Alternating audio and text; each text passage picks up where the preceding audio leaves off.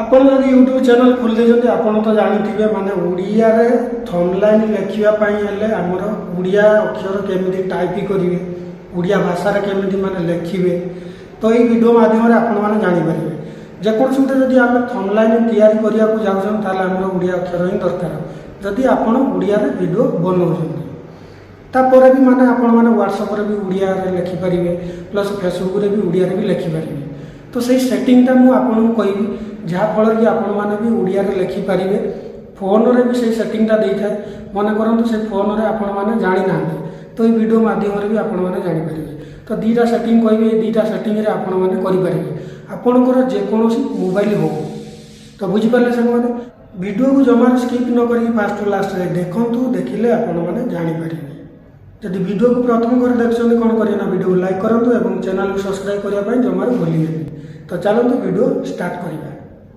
ଏବେ ଆମେ first setting କରିବା। ତ ଚାଲନ୍ତୁ ସାଙ୍ଗମାନେ ଦେଖିବା ମୋବାଇଲରେ ଆପଣଙ୍କୁ କେମିତି କରିବେ। ତ ଦେଖନ୍ତୁ, ତ କ'ଣ କରିବେ ନା ଫାଷ୍ଟ ଆପଣଙ୍କର ଫୋନ୍କୁ ଓପନ୍ କରିନେଇଯିବେ। ଓପନ୍ କରିନେଇଗଲା ପରେ ତାପରେ ଏଠି ସେଟିଂକି ଯିବେ। ସେଟିଂକି ଗଲା ପରେ ତାପରେ କ'ଣ କରିବେ ନା ଏଠି ସାଙ୍ଗମାନେ ଦେଖନ୍ତୁ ଉପରକୁ ସ୍କ୍ରୋଲ୍ ଡାଉନ୍ କରିବେ। ସ୍କ୍ରୋଲ୍ ଡାଉନ୍ କଲା ପରେ ଏଠି ଆପଣଙ୍କୁ ଦେଖାଯାଉଥିବ ଆଡ଼ିସନାଲ୍ ସେଟିଂ। ତ ୟା ଉପରେ କ୍ଲିକ୍ କରିବେ।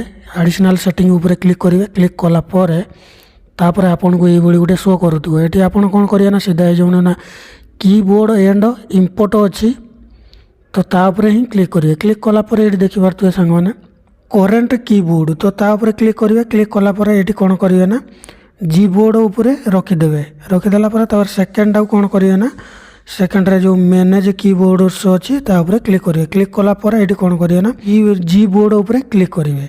ତ ଏଇଟା voice Google voice typing automatic on ହେଇକି ଥିବ, ନହେଲେ ଆପଣ ଅନ୍ ବି କରିଦେବେ। ତାପରେ ଏଠି କ'ଣ କରିବେ ନା ଜି କିବୋର୍ଡ଼ ଉପରେ କ୍ଲିକ୍ କରିବେ।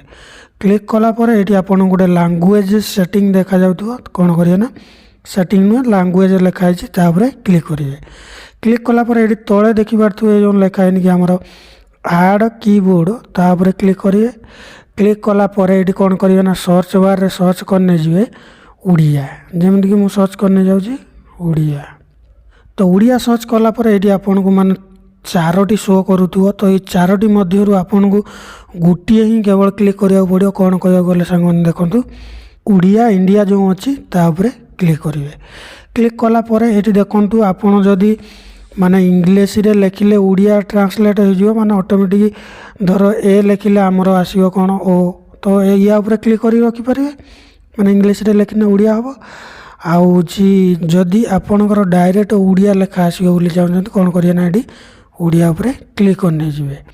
କ୍ଲିକ୍ କରିକି ଏଠି ଯେଉଁ ତଳେ ଡନ୍ ଲେଖା ଅଛି ତା ଉପରେ କ୍ଲିକ୍ କରିନେଇଯିବେ। କ୍ଲିକ୍ କରିନେଇଗଲେ ବର୍ତ୍ତମାନ ପାଇଁ ଆମର ଦେଖନ୍ତୁ ଆଡ଼ ହେଇଗଲା କ'ଣ ନା ଆମର ଓଡ଼ିଆ କିବୋର୍ଡ଼। ତ ଏବେ ଆମେ ଦେଖିନେବା ମାନେ ଯାଇକିରି ଗୋଟେ ଯେକୌଣସି ଗୋଟେ ଓପନ୍ କରିକିରି, ଯେମିତି ଏକ୍ଜାମ୍ପଲ୍ ପାଇଁକି ମୁଁ ହେଉଛି କ'ଣ କଲି ନା ହ୍ୱାଟ୍ସଆପ୍ ଓପନ୍ କରିଦେଇଛି। ହ୍ୱାଟ୍ସଆପ୍ରେ ଏବେ ମୁଁ କ'ଣ କରିବି ନା ଓଡ଼ିଆ ଟାଇପିଂ କରିକି ଦେଖିବା। ତ ଏଠି ଯେଉଁ ଲାଙ୍ଗୁଏଜ୍ ସେଟିଂ ଅଛି ତ ୟା ଉପରେ କ୍ଲିକ୍ କଲେ ଓଡ଼ିଆ ଲାଙ୍ଗୁଏଜ୍ ପଳେଇ ଆସିବ, ନହେଲେ ଆପଣ ଯେଉଁ ସ୍ପେସ୍ ଦିଆଯାଇଛି ତା ଉପରେ ଟାଇପ୍ କରିକି ରଖିଲେ ବି ଏଠି ଲାଙ୍ଗୁଏଜ୍ ଆସିବ। ତ ଏଠି କ'ଣ କରିବେ ନା ଖାଲି ଯେଉଁ ଓଡ଼ିଆ ଭାରତ ଲେଖା ଅଛି ତା ଉପରେ କ୍ଲିକ୍ କରିଦେଲେ ଦେଖନ୍ତୁ ବର୍ତ୍ତମାନ ପାଇଁ ଆମର ଓଡ଼ିଆ ଅପସନ୍ଟି ହେଇଗଲା। ତ ବୁଝିପାରିଲେ ସାଙ୍ଗମାନେ, ଇଏ ତ ହେଇଗଲା ଆମର ଫାଷ୍ଟ ସେଟିଂ। ସେକେଣ୍ଡ ସେଟିଂ ଯଦି ଏଇ ସେଟିଂ ଆପଣଙ୍କୁ ମିଳୁନାହିଁ, ଏଇ ଆଡ଼ିସନାଲ୍ ସେଟିଂକି ଗଲା ପରେ ଆପଣଙ୍କୁ ଯଦି ମିଳୁନାହିଁ, ଆପଣଙ୍କର ଅଲଗା ମୋବାଇଲ ବା ଅଦର ମୋବାଇଲ ଭିଭୋ ହଉ ଓପୋ ହଉ ଯେକୌଣସି ଅଦର ଗୋଟେ ମୋବାଇଲ ଧରିଛନ୍ତି କିନ୍ତୁ ଏଇ ସେଟିଂ ଆପଣ ପାଉନାହାନ୍ତି, ଏବେ ମୁଁ ସିମ୍ପଲ୍ କହିବି ମାନେ ଆପଣମାନେ ଏଇ ସେଟିଂ ଦ୍ୱାରା ବି ଆପଣମାନଙ୍କର ଅଟୋମେଟିକ୍ ସବୁ ମୋବାଇଲରେ ଏଇ ସେଟିଂଟା ଦେଇଥାଏ। ତ ଏଇ ସେକେଣ୍ଡ ସେଟିଂଟା କ'ଣ କହିବାକୁ ଗଲେ ତ ଚାଲନ୍ତୁ ଦେଖିବା ମୋବାଇଲରେ। ଏବେ ଆମେ କ'ଣ କରିବା ନା ଯେକୌଣସି ଆପଣ ଓପନ୍ କରିନେଇଯିବେ। ଯେମିତିକି ମୁଁ ଗୋଟେ ହ୍ୱାଟ୍ସଆପ୍ ଓପନ୍ କରିନେଇଯାଉଛି। ହ୍ୱାଟ୍ସଆପ୍ ଓପନ୍ କରିନେଇଗଲା ପରେ ଏଠି କ'ଣ କରିବେ ନା ମେସେଜ୍ ଯେଉଁ ଟାଇପ୍ କରନ୍ତି ତା ଉପରେ କ୍ଲିକ୍ କରିନେଇଯିବେ। କ୍ଲିକ୍ କରିନେଇଗଲା ପରେ ଏଠି ଦେଖିପାରୁଥିବେ ସାଙ୍ଗମାନେ ଆପଣ କ'ଣ କରିବେ ନା ଏଠି ଡାଇରେକ୍ଟ ହିଁ କରିପାରିବେ। ଏଇଟା ସମସ୍ତଙ୍କ ମୋବାଇଲରେ ଶୋ କରୁଥିବ। ତ ଏଠି ବି ସେଇ ସେଟିଂ ଅପସନ୍ ଅଛି, ଏଠି ବି ସେଟିଂରେ ଯାଇକିରି ବି କରିପାରିବେ।